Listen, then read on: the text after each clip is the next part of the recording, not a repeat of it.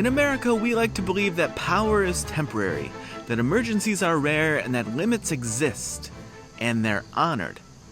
But today, we live in a country with more than 50 active national emergencies, many renewed automatically year after year, declared for sanctions, trade deficits, cyber threats, energy shortages, and few people notice.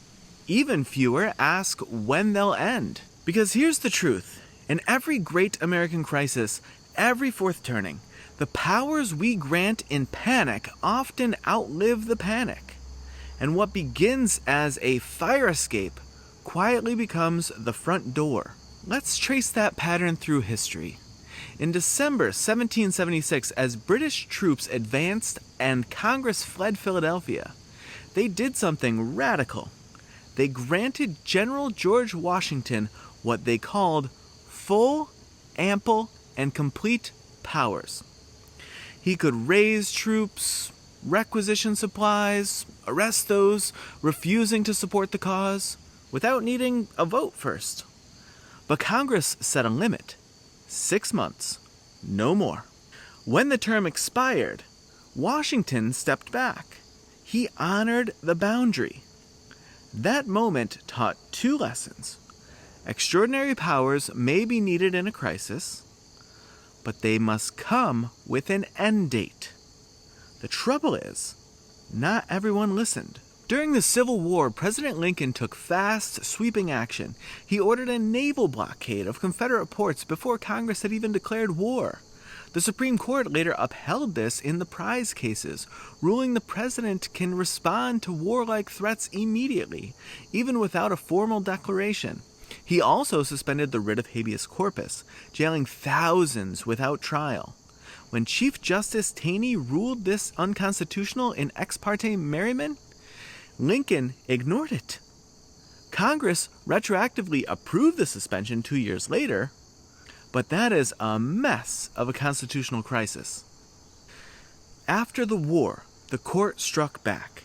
In Ex parte Milligan, it ruled that civilians cannot be tried by military tribunals if civil courts are open. That case reestablished the boundaries, but only after years of unchecked detentions.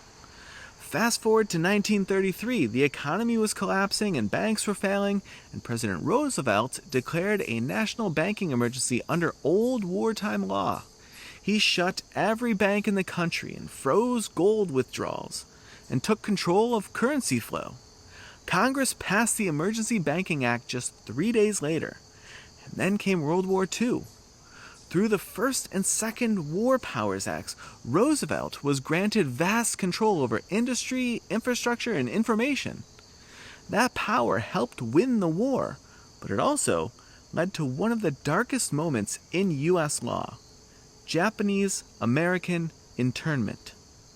Under Executive Order 9066, over 120,000 people, most of them U.S. citizens, were forced into camps. The Supreme Court upheld this in Korematsu v. United States. It took over 70 years for the court to formally repudiate that ruling, calling it gravely wrong the day it was decided. Ultimately, the war ended and the camps closed in 1945, but the legal scaffolding remained. After 9/11, the emergency came back. Congress passed the authorization for use of military force, broad language that let the president use force against anyone involved in the attacks and those who supported them.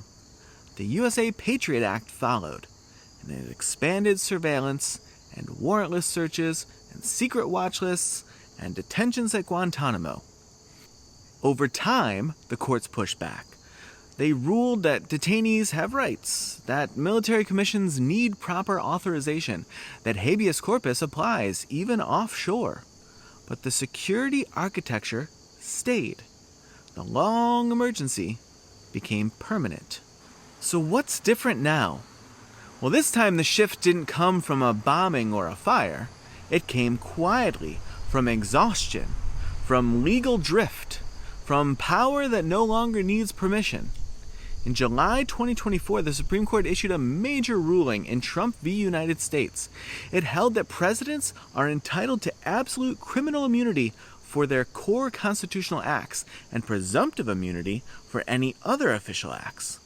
Only private conduct outside official duty is subject to prosecution. The court didn't say which acts qualify. It sent that to lower courts. But the effect was clear.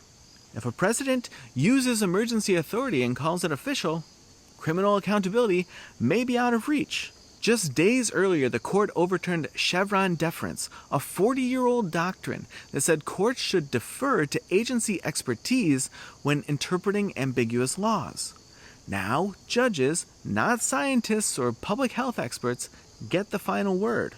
This makes it harder for agencies to respond quickly to evolving crises, and it shifts more power to the one office that can act alone.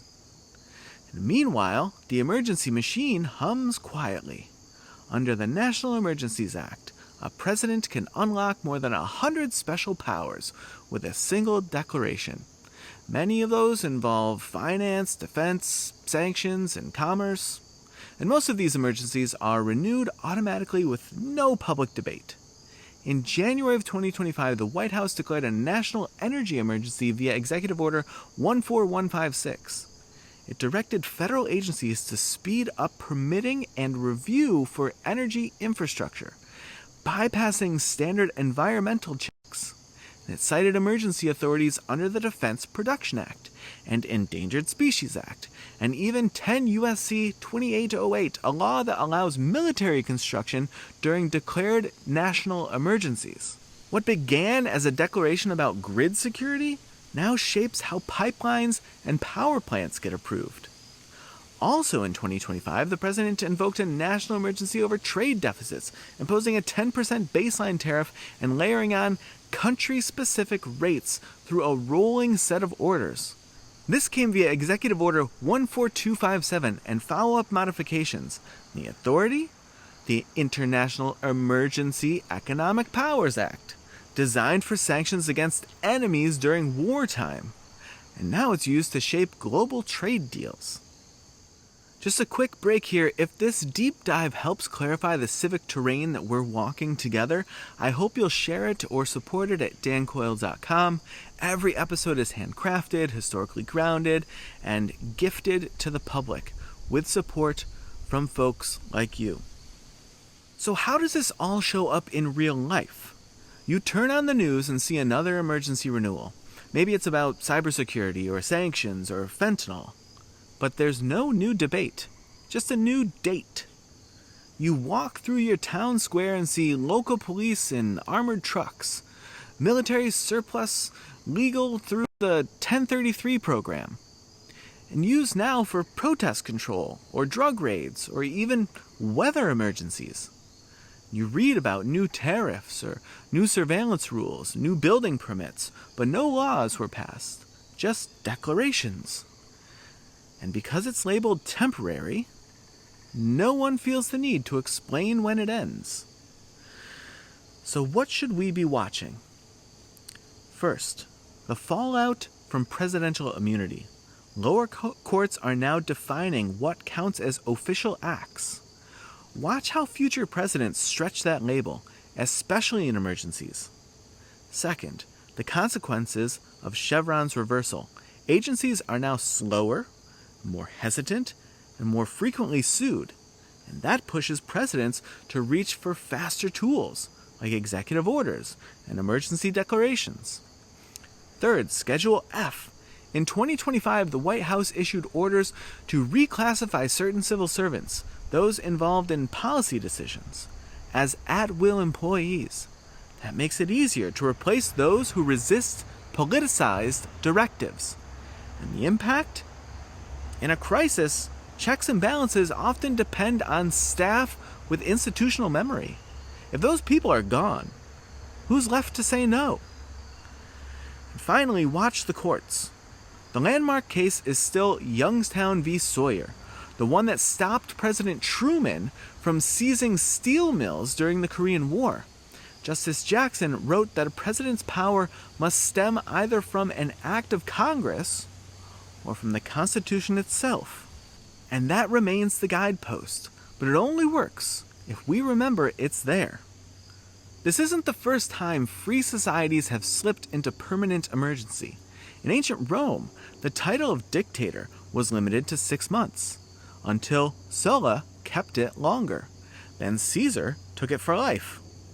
A tool for storms became the weather itself.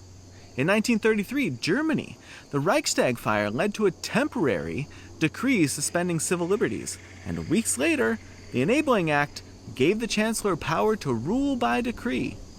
Many Germans didn't object. It didn't feel like tyranny. It felt like an order. James Madison warned that tyranny comes not just from kings, but from too much power concentrated in one place. He said ambition must be made to counteract ambition. Our system only works when powers pull against each other. Alexander Hamilton said a strong executive must still be accountable. Energy is necessary, but without balance, energy becomes dominance.